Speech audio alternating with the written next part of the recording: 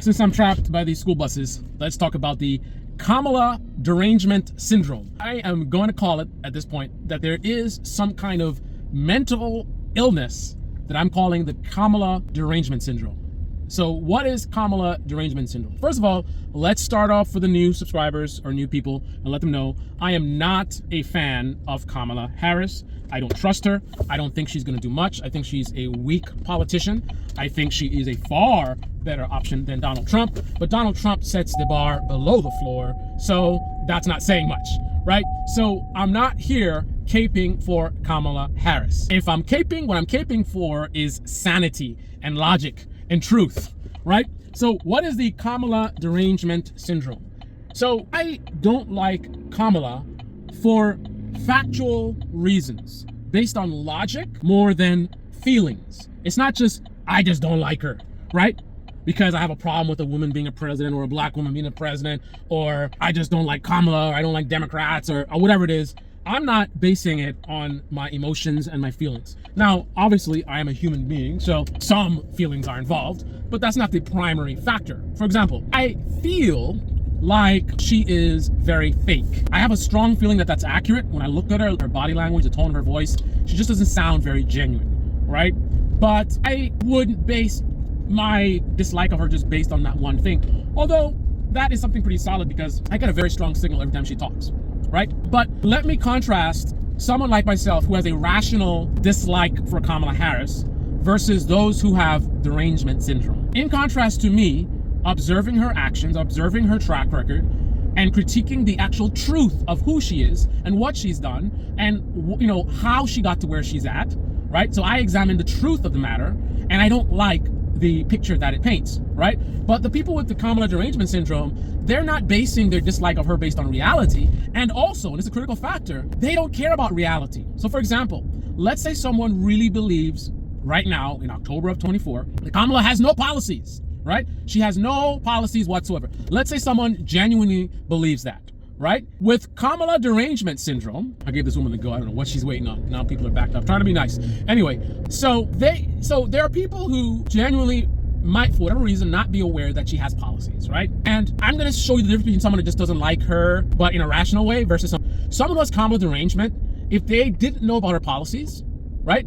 If you tell them about the policies and you show them the policies, that's all over her website and she's been talking all over the country, someone with Kamala derangement syndrome will just ignore it, right? It doesn't matter how many policies are there. In fact, you could ask them what kind of policies they want her to have, and they could literally list every single policy that she does have, right? And then you could point out to them, hey, look, all those things you say that you want her to have policies on, she actually does. Someone with derangement, which most of the people who don't like her seems to have derangement, someone who has derangement will ignore the very fact that she has all the policies. They won't even take a pause and say, well, I didn't realize she actually had these policies. That's interesting. And then reevaluate from that standpoint. No, because the point is not that they don't like that she doesn't have policies, or they don't like her actual policies. It's nothing based on facts, it's based on feelings. So by you crushing the argument that she does have policies, and even if the policies are exactly what the person wants, they're gonna move the goalpost instantly to, but she's not gonna really do those things, which is what I believe. But again, I start with truth and logic, right?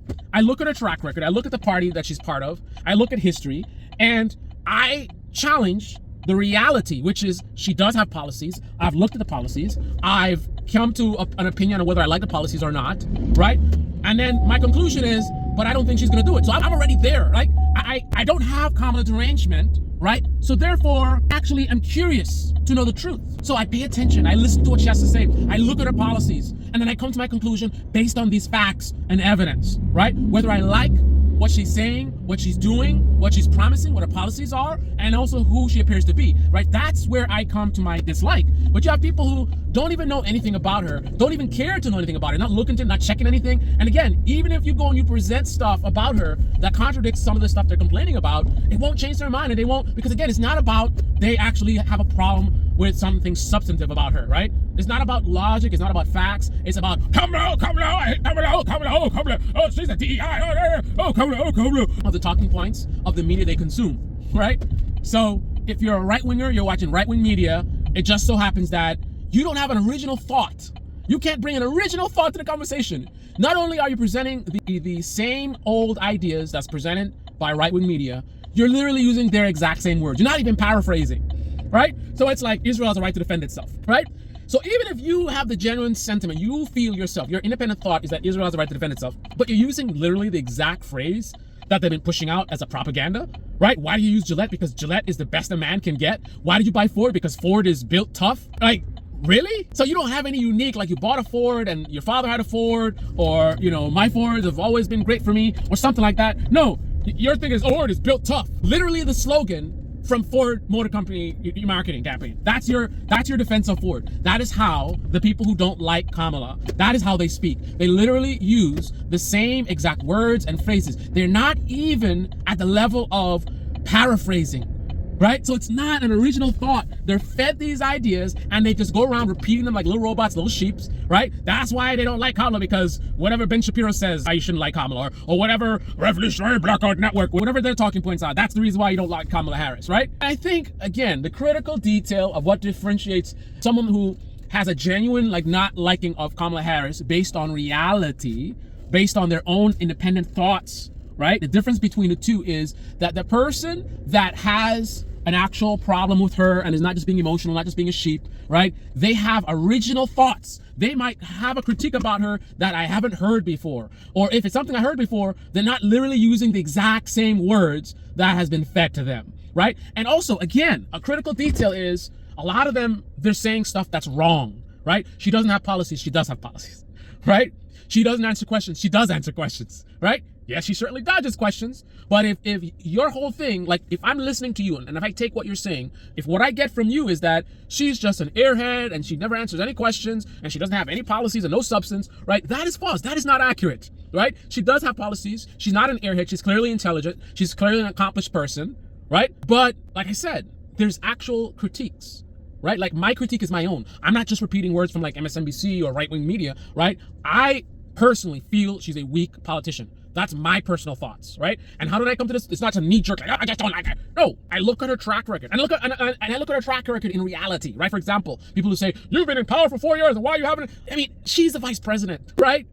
And the thing about it is, I'm the guy who would say, and again, the thing is, I start here, right? Someone with bad faith, they will move the goal point, but I'm starting at reality. So I'm already at the idea, which is the way I look at things politically, is even though as a vice president, she doesn't have much power, I know if I was vice president, I would be fighting tooth and nails to push Biden to do more. I would be loud about it. I'll be making a fuss about it. I would definitely be getting attacked.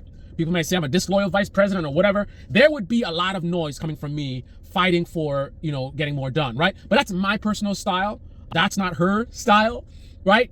But the people who would say that argument, like again, I start there. The people who have that argument, they go there when they're moving the goalposts, because they say like, let's say something like, there's no policies. Then you show he does have policies. Then it's like, why didn't you do these things in the last 4 years? Right? And again, it's not a good faith. Again, this is the Kamala derangement syndrome, because if I give you a good, logical, factual reason why she hasn't done it, like for example, the vice president doesn't have the power to, you don't say like, oh, I know that, right? There's no conceding of anything, because it's not about having a good faith conversation, right? If I give them 100% solid explanation for why, and for example, let's say I could prove that she actually did what I said you should do, that she was fighting and she did get attacked. One of the reasons why, remember why she has been getting attacked actually, right? There have been things about her staff turnover and stuff. What if I investigated and found out that one of the reasons why she was getting attacked and whatever was because she's been fighting Biden and making a fuss and trying to push him, and she doesn't have the authority to make Biden do anything? And what if that's the reason why those things didn't get done? Even though she doesn't have the power, she went beyond it and pushed. So she did everything right, but she stopped at the limit of what is possible. Even if I presented that, if that's the case, I don't think that's the case, but even if I did present that case, people with Kamala derangement syndrome, it wouldn't faze them at all, right? They would say, well, she should have pushed harder, right? There's no answer, no details, no information where they would be like, I didn't know that. Well, and then like, well, I guess I was wrong about her. I still don't trust her, but I'm gonna look into some of that stuff. No, they don't care to know the truth. They don't care about the truth. They don't care about facts. It's this Kamala derangement syndrome. Kamala, she's so bad. Kamala, they're deranged, right? I don't like Kamala based on facts and logic and my own independent thoughts, based on reality, her actions, right? Based on me taking the time to evaluate her, right? Because I'm not deranged against her. So I've looked at the policies. I've looked at her website, right? I've listened to her interviews. I've heard the strong answers that she gives. I've heard the ducking and diving that she does. So I know that she doesn't not answer any questions. I know there's certain questions she won't answer. For example, if you ask her stuff about Gaza, I know she's going to duck and dive, right? But if you ask her stuff about what is she going to do about inflation or what is she going to do about healthcare, I know she can answer that with substance. Now, what's she going to actually do if she wins as far as those things? That's why I have a problem, right? That's why I have a problem.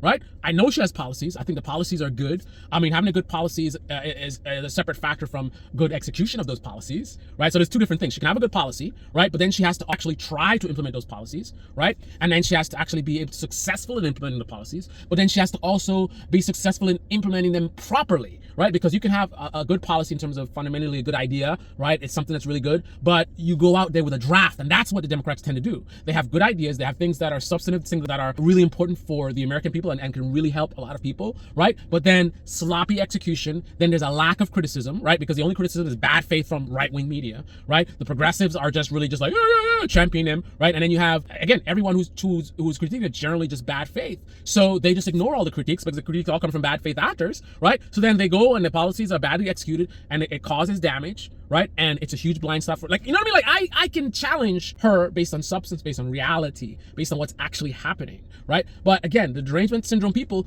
they don't even know what her policies are. They haven't even watched her interview. They don't even know how she got to where because they don't care about the reality. It's just derangement. In fact, I'm going to help you out. I'm going to help you to figure out whether you have Kamala derangement syndrome. So if you don't like Kamala Harris, but you still don't even know what her policies are, and if that's the case, that means you haven't even looked at her website to see what her policies are. And if you haven't actually listened to any of her full interviews, right? Or you've listened to her full interviews, but you believe that she didn't answer any of the questions, then you have Kamala derangement syndrome, right? Straight up. There you go. Anyway, this is the Debate Me channel. Debate me in the comment section below. Click on the like button, subscribe, smash that bell. Be well. It is hot.